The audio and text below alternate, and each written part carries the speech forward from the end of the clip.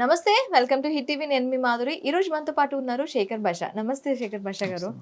శేఖర్ భాష గారు, సెలబ్రిటీస్ అనగానే ఒక కన్ను వాళ్ళ మీద ఉంటుంది. వాళ్ళని అన్వయించాలని చెప్పి, వాళ్ళని అనుకరించాలని చెప్పి చాలామంది అనుకుంటారు.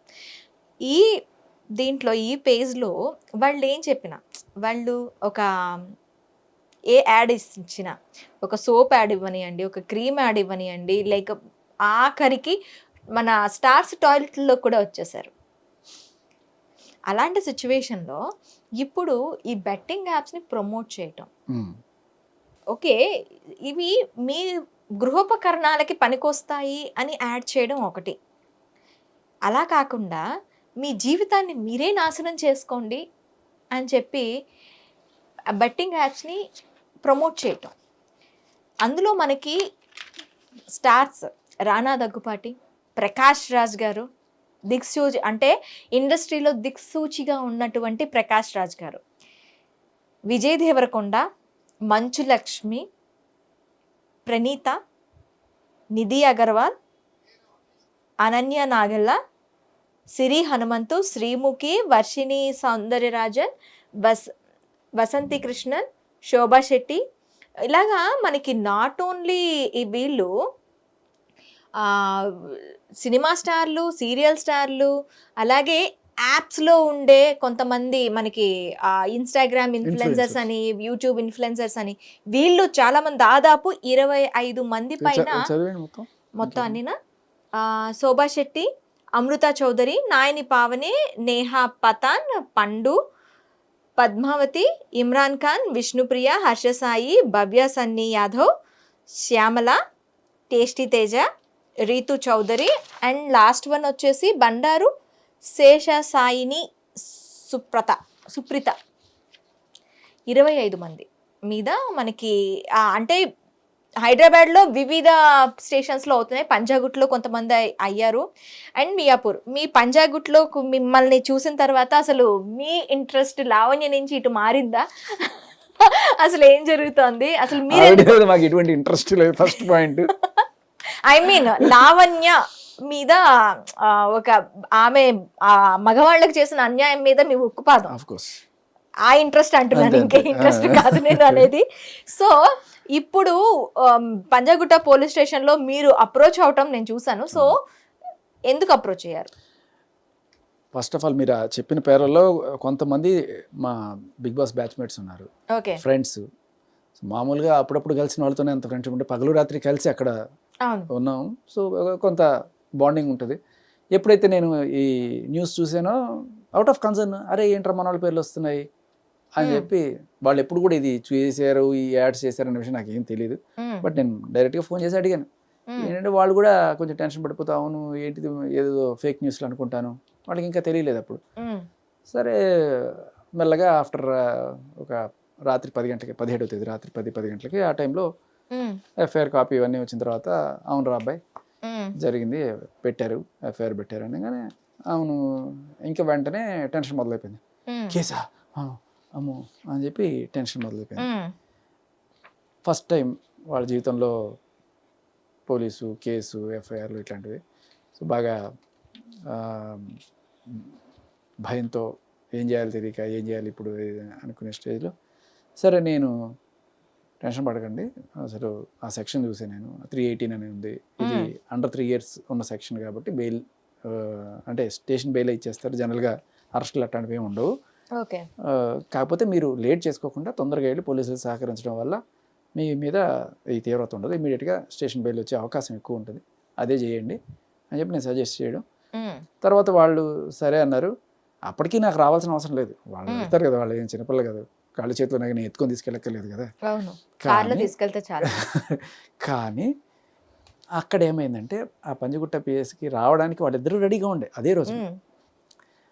ఆ టైంలో మన మీడియా సోదరులందరూ కూడా అక్కడే ఉన్నారు, దాదాపు ఒక 50-60 మంది ఉన్నారు అక్కడ.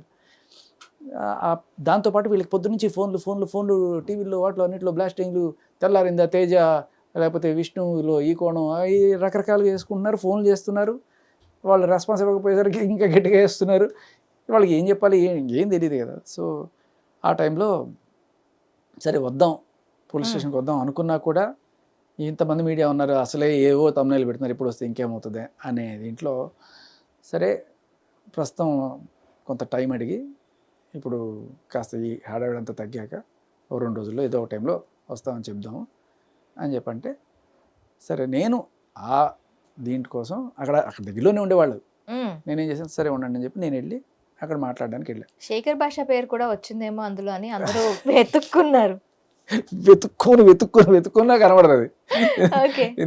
మీరు కోడిగుడ్డు కూడా తినని వాడిని, మీరు కనీసం కోడిగుడ్డు వేస్తారని కేక్ కూడా తినని మనిషి నేను. సో మీరు బొత్తద్దాలు పెట్టి ఎతికినా దొరకదు. సరే విషయం ఏంటంటే కోడిగుడ్డుకి బెట్టింగ్ యాప్కి అసలు సంబంధం లేదు, కానీ కోడిగుడ్డుకి నాకు సంబంధం లేకపోతే కోడిగుడ్డుకి ఈకలు కూడా పీక్తాను నేను. సరే విషయం ఏంటంటే అలా టైం అడుగుదాం అని చెప్పి నేను వెళ్ళా. అంటే నాకేంటి అంటే నేను ఆ స్టేషన్లో నేను ఒక అమ్మాయి నన్ను వేధిస్తున్న కేసు కొన్నాళ్ళ క్రితం పెట్టడంతో సో ఆ స్టేషన్లో ఆల్రెడీ ఇంతకుముందు నేను వెళ్ళున్నాను. ఎందుకంటే ఒక అమ్మాయి మీద నేను కేసు ఫైల్ చేశాను దాంట్లో, ఇట్లా నన్ను వేధిస్తుంది అనేది. సో నాకు కొంత తెలుసు కాబట్టి నేను వెళ్ళి సరే సార్ ఇది పరిస్థితి ఏం చేయమంటారు అని అడుగుదామని వెళ్ళా. నా మన నేను ఏదో మడిపోయిన పెసరట్టు తింటూ పోయి వస్తుంటే అప్పుడు మన మీడియా సోదరులందరూ మీరు ఎందుకు వచ్చారు, వాళ్ళని సపోర్ట్ చేయడానికి వచ్చారు, వీళ్ళని సపోర్ట్ చేయడం ఏం లేదండి, వాళ్ళు కొంచెం ఫ్రెండ్స్ కాబట్టి కొంచెం బెదిరుకున్నారు, వాళ్ళకి కొంచెం టైం అడుగుదామని వచ్చాను అని చెప్పి. సపోర్ట్ చేయాల్సిన అంశమే అంటారా భాష గారు? అయ్యమ్మా మీరు ఒకటి అర్థం చేసుకోవాలి, ఇది సపోర్ట్ అనుకోకండి మీరు. వాళ్ళు ఇప్పటిదాకా 11 మంది ఉన్నారు కదా దీంట్లో, ఈ 11 మందిలో 25 మంది అది మియాపూర్ ఎఫ్ఐఆర్, అక్కడ పంజగుట్లో 11 మంది. ఈ 11 మందిలో ఇప్పటిదాకా పోలీసుల ముందు హాజరైంది ఎవరమ్మా? రీతు, తర్వాత విష్ణుప్రియ, తేజ. మరి ఇంకెవరు వచ్చారు? ఎవరు రాలేదు. సో ఈ ముగ్గురు రావడానికి కొంత సహకారం కావాలి కదా అందరూ. ఇప్పుడు మిగతా వాళ్ళందరూ ఎందుకు రావట్లేదు? ఆ శ్యామల గారు ఉన్నారు, ఆవిడ హైకోర్టుకి వెళ్ళింది, బెయిల్ తెచ్చుకుంది, ఆవిడ అరెస్ట్ చేయడానికి లేదు. లేకపోతే రామన్న కూడా నేను నాకు యాంటిసిపేటరీ బెయిల్ ఉంది అంటారు. సో ఆవిడ కూడా అదే ఎఫ్ఐఆర్లో ఉంది, ఆవిడ రావట్లేదు. వస్తారో రారో, వాళ్ళు తీసుకొస్తారో లేదో చూడాలి. సో ఇలా అందరూ ఎవరికి వాళ్ళు తీసేసుకుని వెళ్తే ఈ కేసు ముందుకు పోయేది ఎప్పుడు? వీళ్ళు కూడా రారు. ఆ రోజే డిస్కషన్ జరిగింది రాత్రి, అమ్మో నేను కోర్టుకి వెళ్ళినా బెయిల్ తెచ్చుకోనా అది ఇది అనుకుంటే చాలామంది వీళ్ళకి చెప్పేవాళ్ళు కూడా ఉన్నారు. నేను మంచి లాయర్ని మాట్లాడతాను, యాంటిసిపేటరీ బెయిల్ మనం అట్లాంటివి తెచ్చేసుకోవాలి. వాళ్ళకి ఏం తెలియదు కదా బేసిక్గా. బట్ నేను తెలిసిన వాడికి కొంత నేను చెప్పాను, అంత అవసరం లేదు, ఇది 318 సెక్షన్ కాబట్టి మీరు వెళ్ళి వాళ్ళు కోఆపరేట్ చేస్తే మీకు తగ్గుతుంది, ఆనెస్ట్గా ఉన్న విషయాలు చెప్పాలి అని. సో ఇప్పుడు దీన్ని నేను వాళ్ళని సపోర్ట్ చేసినట్టు అనుకుంటున్నారా? లేదు వాళ్ళ ద్వారా పోలీసులకి ఇన్ఫర్మేషన్ ఇప్పించడం ద్వారా ఈ పెద్ద తలకాయలు ఎవరైతే ఉన్నారో దీంట్లో వాళ్ళని పట్టుకోవడానికి ఉపయోగపడుతుంది అనుకుంటున్నారా? ఓకే, మీ ఇందులోని వీళ్ళు చిన్నవాళ్ళు వెళ్ళి స్టేషన్కి వెళ్ళి మాట్లాడేసి వాళ్ళు ఏదో సెటిల్మెంట్ కానీ లేదంటే స్టేషన్ బెయిల్ కానీ తీసుకుని ఉండొచ్చు. ఇక్కడ రానా తక్కుపాటి ప్రకాష్ రాజ్ లాంటి వాళ్ళు కూడా ఈ యాప్స్ని సపోర్ట్ చేశారు, ఈ యాప్స్లో వెనకాతలు ఉన్నారు. ఇది ఎంతవరకు కరెక్ట్ అంటారు? కాదేది కవిత కన్నడం అన్నట్టుగా యాడ్స్ ప్రమోట్ చేసేవాళ్ళు అప్రోచ్ అవుతుంటారు వాళ్ళు. సో అగ్గిపుల్ల, కుక్క పిల్ల, సబ్బు బిళ్ళ ప్రతి దానికి యాడ్స్ చేస్తున్నారు. అదే కోణంలో సార్ ఇది కూడా చేయండి సార్ అంటే ఏంటి ఇది చేయొచ్చా అని అడుగుండొచ్చు. లీగలే సార్, వాళ్ళు చేయట్లేదు, అమితాబ్ బచ్చన్ చేస్తున్నారు, సోను సూద్ చేస్తున్నారు, ధోని చేస్తున్నారు. సో వాళ్ళ మీద ఏమి కేసులు గీసులు ఏం కాలేదు కదా, ఏమి ఎక్కడ కూడా చేసిన దాఖలాలు లేవు కదా. సో ఆ క్వశ్చన్స్ కూడా వచ్చి ఉండవు, ఎందుకంటే ఆల్రెడీ ఆయన చూపించే ఈయన ప్రమోట్ చేస్తున్నారు, మనం ఇలాగే చేయాలి సార్ అని అంటారు. ఓకే, మీరు వయా మీడియా ఉన్నారు కదా, పోలీస్ స్టేషన్కి వెళ్ళినప్పుడు పోలీస్ ఆఫీసర్స్ని మీరు అడగలేదా ఈ ప్రమోట్ చేస్తున్న వాళ్ళని? ఓకే, మరి యాప్స్ సంగతి ఏంటి? యాప్స్ని ఎందుకు అరికట్టలేకపోతున్నారు? దీని మీద ఉక్కుపాదం ఎందుకు గవర్నమెంట్ చేయలేకపోతుంది? సైబర్ దీని మీద ఎందుకు ఆలోచన చేయట్లేదు? దీని గురించి ఏమైనా అడిగారా? లేదు, అది అడగలేదు. బట్ నాకు ఒక అవగాహన ఉంది, నేను మీకు చెప్తాను. సో ఈ యాప్ కానీ ఇంటర్నెట్ కానీ అది ఇంటర్నేషనల్. ఒక వెబ్సైట్ని మీరు బ్లాక్ చేయాలంటే ఒక పర్టికులర్ టెరిటరీలో బ్లాక్ చేయొచ్చు. బట్ దానికి కూడా రకరకాల VPNలని లేకపోతే మాక్ లొకేషన్స్ అని పెట్టుకొని చేసేవి కూడా ఉన్నాయి. సో ఇప్పుడు ఇది చాలా పెద్ద, అంటే ఇంత పెద్ద ఇండియాలో అన్ని స్టేట్స్ ఒకటే పాలసీని ఫాలో అయితే కొంత ఈజీ అవుతుంది. బట్ మన 2 స్టేట్స్ ఒక పాలసీ ఫాలో అవుతుంది. ముంబైలో ఇటువంటిది లేదు. సో ఆయనకి లీగల్, అమితాబ్ బచ్చన్కి. సో ఆయన పేరు చెప్పి ఇక్కడ చేసేస్తున్నారు. కానీ ఇక్కడ కూడా లీగల్ అంటే ప్రమోషన్ గురించి అడగట్లేదు భాష గారు, అసలు యాప్సే లేకుండా చేయొచ్చు కదా. Impossible, almost impossible. ఎందుకు అంటే కొన్ని నేషనల్ ఇప్పుడు మనకి టిక్ టాక్ ఇంతకు ముందు ఎంత ఫేమస్ అనేది మనం చూసాం. ఓకే, ఆ టిక్ టాక్ యాప్ని కంప్లీట్గా ఇండియాలోనే లేకుండా చేశారు. వేరే కంట్రీస్లో ఉండొచ్చు, ఇండియాలోనే లేకుండా చేశారు. ఇంకొకటి మనకి ఈ అమ్మాయిలు ఎక్కువగా ఇది చేసే ప్లాట్ఫామ్స్లో ఉండే బీగో అనే ఒక యాప్ ఉండేది, ఆ యాప్ని కూడాను ఇండియాలో లేకుండా చేశారు. చాలా వరకు యాప్స్ని ఇండియాలో అరికట్టినప్పుడు ఈ బెట్టింగ్ యాప్స్ మీద ఎందుకు సరైన విధంగా వెళ్ళి సరైన దాని మీద యాక్షన్ తీసుకోలేకపోతున్నారు? వాటిలో ఉన్న ఇన్కమ్ కావచ్చు, దాంట్లో ఉన్న పెద్ద తలకాయలు కావచ్చు. మీకు ఒక విషయం తెలుసా, దీంట్లో నుంచి గవర్నమెంట్కి సింగిల్ ఎన్పీ కూడా వెళ్ళట్లేదు.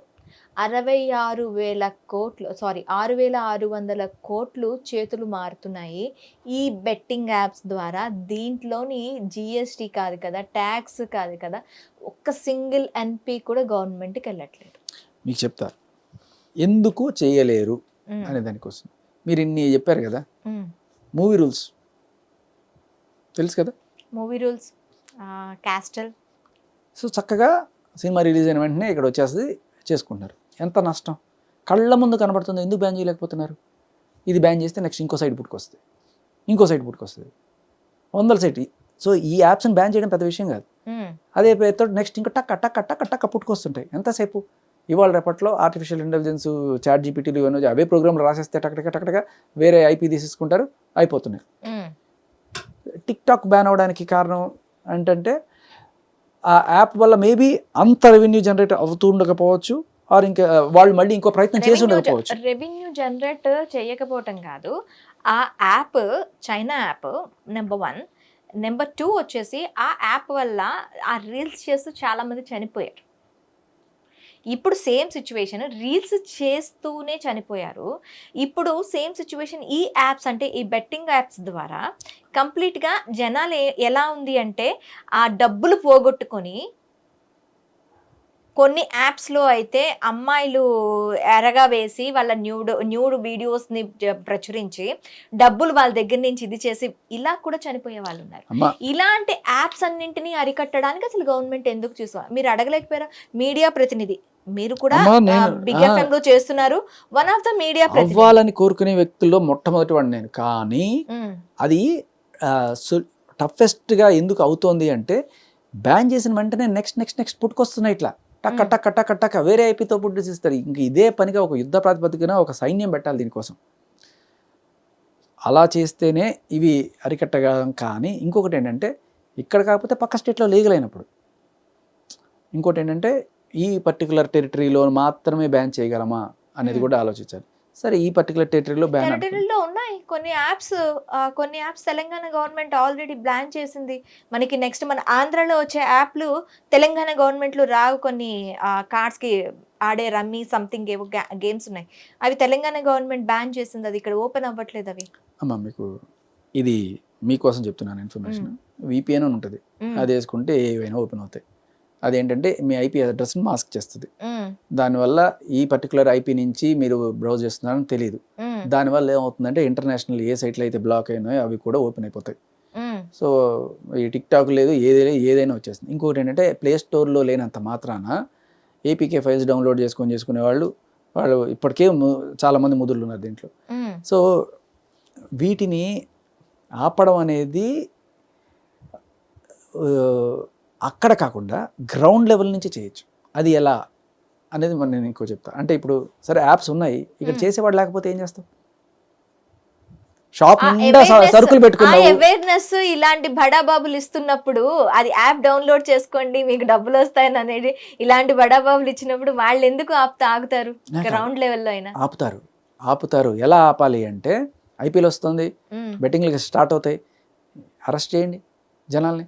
ఎవరైతే బెట్టింగ్లు కాస్తున్నారో ఈ గల్లీ వదిలేసి పక్క గల్లీలో పెడతారు. కాదు నేను అనేది, పెట్టేవాళ్ళని కాదు, ఆడేవాళ్ళని తీసుకెళ్ళి అరెస్ట్ చేయండి.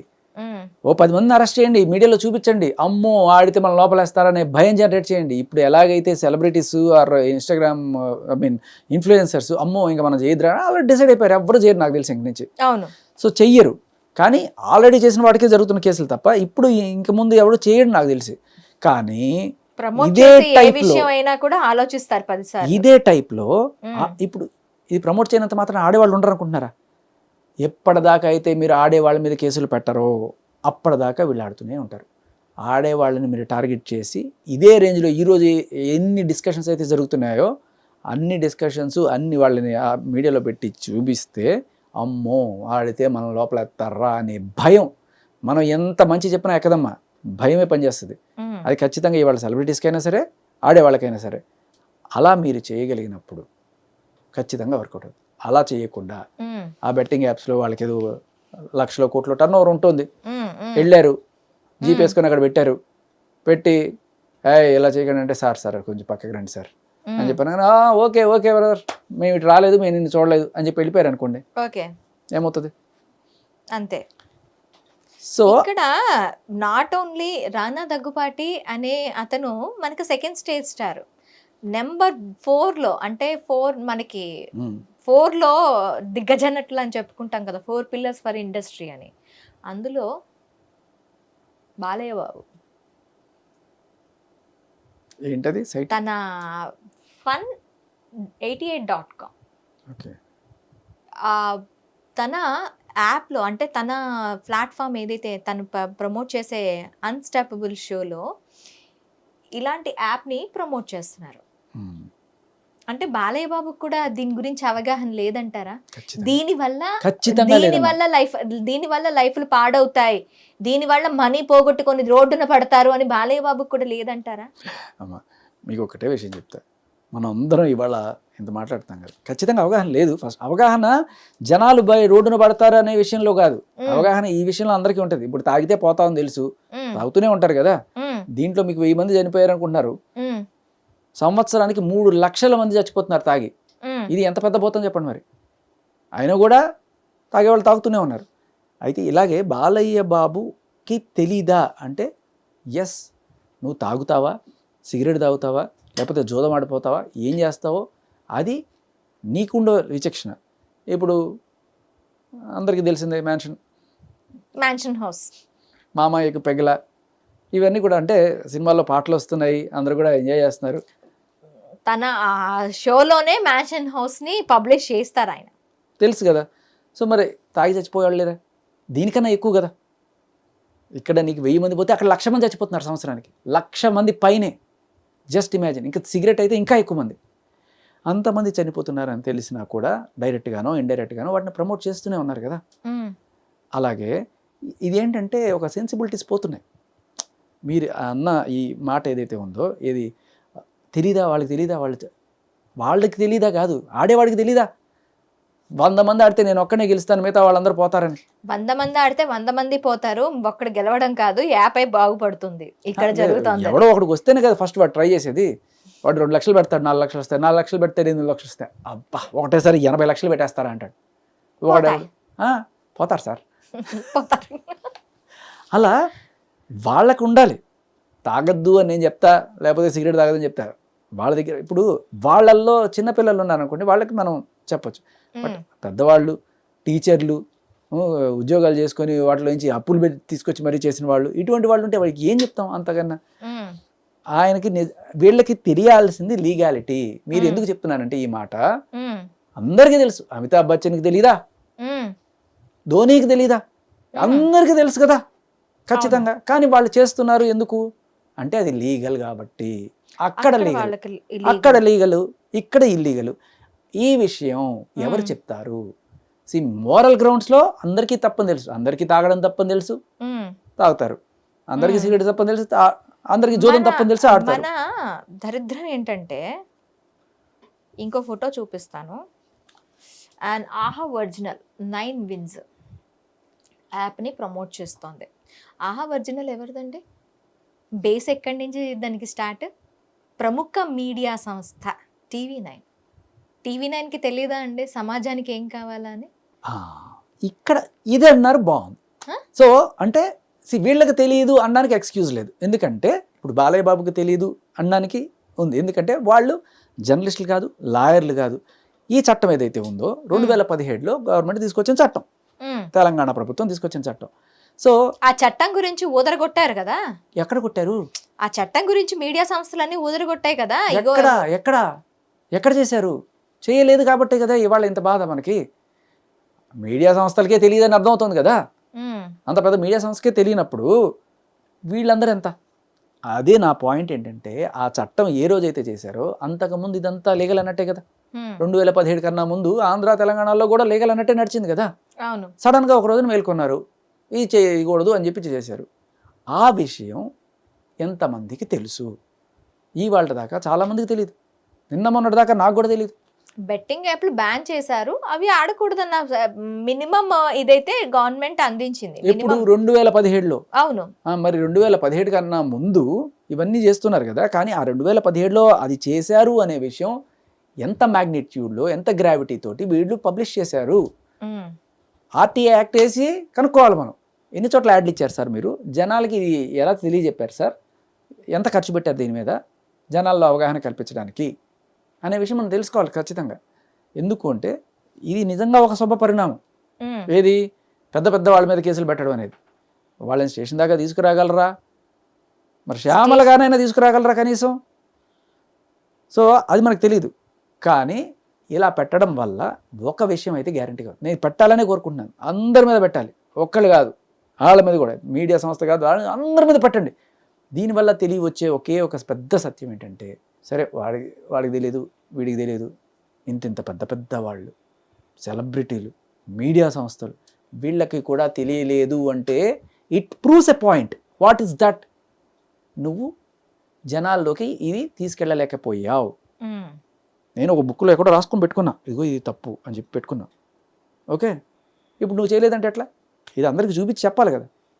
It is your response. ఇప్పుడు ఎప్పటి నుంచో లేదు, సడన్గా 2017లో స్టార్ట్ చేశారు. ఓకే, 2017 నుంచి దీని మీద అవగాహన కల్పించడంలో పోలీస్ డిపార్ట్మెంట్ విఫలమైందంటారు. పోలీస్ డిపార్ట్మెంట్ పని కాదమ్మా ఇది. ఎవరైతే చట్టం చేశారో ఆ చట్టం కింద ఉన్న ఆ మినిస్ట్రీ, ఆ డిపార్ట్మెంట్ వాళ్ళు పబ్లిష్ చేయాలి దీన్ని. సో వాళ్ళు ఎంతవరకు చేశారనేది కూడా మనం కనుక్కొని చెప్పాలి ఖచ్చితంగా. ఇవాళ అదృష్టం బాగుండి గవర్నమెంట్ డబ్బులు పెట్టకపోయినా కూడా మీడియా సంస్థలు అన్నీ కూడా, ఇప్పుడు మీ ఛానల్ కావచ్చు, అందరూ కూడా దీని గురించి మాట్లాడుతున్నారు, ఒక అవేర్నెస్ తీసుకొస్తున్నారు, విచ్ ఇస్ గుడ్. ఇది ఏదో అప్పుడే జరుగుంటే అప్పుడు ప్రమోట్ చేయలేదా? 2017లో ఎవరు? 18లో కూడా చేశారు కదా. ఈ సోకాళ్ళు పెద్ద పెద్ద సెలబ్రిటీస్ చేసినప్పుడు ఒక్కళ్ళ మీద ఒక కేసు పెట్టినా, లేదు ఒక చిన్న నోటీస్ ఇచ్చినా, దాని గురించి మీడియాలో చర్చ జరిగినా ఇవాళ ఇంత దాకా వచ్చేది కాదు కదా. అప్పుడంతా ఏం చేస్తున్నారు? కళ్ళు మూసుకున్నారా? సో అప్పుడు అలా చేయడం వల్ల వదిలేస్తే ఏమవుతుంది? మిగతా వాళ్ళందరూ కూడా ఎవడు ఇది తప్పు అనుకొని ఉంటాడు ఆ రోజున. ఓకే, అదేంటున్నా, ఓవరాల్గా ఒక నైతికంగా ఇది తప్పు అవ్వచ్చు. నేనున్నాను, నాకు ఎవడో ఇస్తాడు, నాకు నచ్చదు. బేసికలీ నన్ను ఎలా అనుకుంటారు మనుషులు అనేది నాకు ఒక ఇది ఉంటుంది. బట్ అందరూ నాలా అనుకోవాలని కూడా లేదు కదా.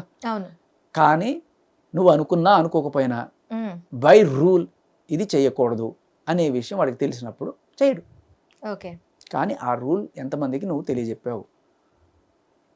అదే అంటున్నా. ఇప్పుడు వీళ్ళందరి మీద కూడా పెడితే అప్పుడు అట్లీస్ట్ రేపు కోర్టులో వాదనకు వచ్చినప్పుడైనా సరే ఒకటే పాయింట్ వస్తుంది, ఇంత పెద్ద పెద్ద వాళ్ళకి కూడా తెలియలేదు అంటే ఇది ఖచ్చితంగా మనం చేసిన చట్టాన్ని జనాల్లోకి తీసుకెళ్ళలేకపోవడం అనే వైఫల్యం కాదా అనే ప్రశ్న రావాలి. ఇప్పుడు గవర్నమెంట్ మనకి థ్యాంక్స్ చెప్పాలి. మీకు, నాకు, ఈ మీడియా సంస్థలకి ఫ్రీ ఆఫ్ అడ్వర్టైజ్మెంట్ చేస్తున్నాం మనం. ఖచ్చితంగా మంచి స్ట్రాటజీ. ఖర్చు తగ్గింది వాళ్ళకి, కోట్ల రూపాయల అడ్వర్టైజ్మెంట్లు ఇవ్వకుండానే జరుగుతుంది. ఇది కూడా ఒక మంచి స్ట్రాటజీ. కాకపోతే ఇక్కడ తెలియకుండా దీంట్లోకి వచ్చిన వాళ్ళు ఇబ్బంది పడుతున్నారు. తెలుసుకొని వచ్చిన వాళ్ళు ఎవరైతే ఉన్నారో వాళ్ళు ఎలా తప్పించుకోవాలో వాళ్ళకి ముందుగానే తెలుసు. ఇప్పుడు మీరు చూపించారు Fun88 అని. Fun88 అనే దాంతో ఒక ఆల్రెడీ వేరే కంపెనీ ఉంది సార్. Fun88 అని మీరు ఇది అనుకుంటున్నారు. Fun88 అనే దాంతో ఒక వేరే వెబ్సైట్ ఉంది, వాళ్ళు అందరికీ చారిటీ చేస్తుంటారు, ఆ కంపెనీ ఇది అని కూడా వాదిస్తారు. ఏముంది దాంట్లో?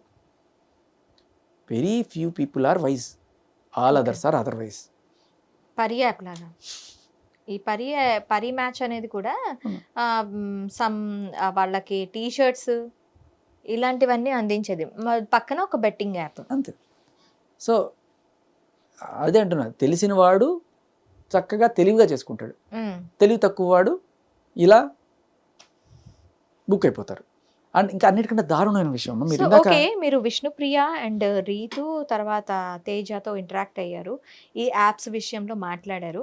వాళ్ళు ప్రమోషన్ చేసి, అంటే ఇప్పుడు దీనికి ప్రమోషన్ చేస్తే నాకు తెలిసి ఒక 5,000 10,000 అంతకన్నా ఎక్కువ రావు. 5,000 కాదు, ఇంకా ఆ. దాదాపు 1,00,000 దాకా వస్తాయి. ₹1,00,000 వరకు ఇస్తారు. వాళ్ళ దీన్ని బట్టి, ఫాలోయింగ్ని బట్టి వస్తుంది. ఓకే, అయితే ఓకే, మనం మినిమం ఒక 50,000 వరకు. వీళ్ళకి ఆ 50,000 కూడా అంటే ఆ మనీకి ఆశపడి చేశారా, లేకంటే వాళ్ళు గేమ్ ఆడి నిజంగానే వాళ్ళు గెలిస్తే వాళ్ళు ప్రమోట్ చేశారా? అసలు ఈ ప్రమోషన్ చేయడానికి అసలు ఎందుకు నాకు వాళ్ళు తెలిసి ఒప్పుకున్నారు? వాడికి ఎలా ఆడాలి, ఎక్కడ పోవాలి కూడా దాని గురించి కాదు. వీళ్ళు ఏంటంటే after big boss or big boss కన్నా ముందే వీళ్ళు celebrities actually. Teja already last సీజన్లోనే ఉండే. అవును. అండ్ విష్ణుప్రియ ఆల్రెడీ తన డ్యాన్స్ తోటి చాలా షీఈస్ ఫేమస్.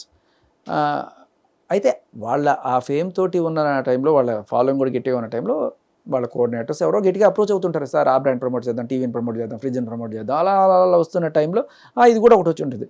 అది ఏంటో కూడా ఆలోచించరు, సో చేసేస్తారు చాలాసార్లు.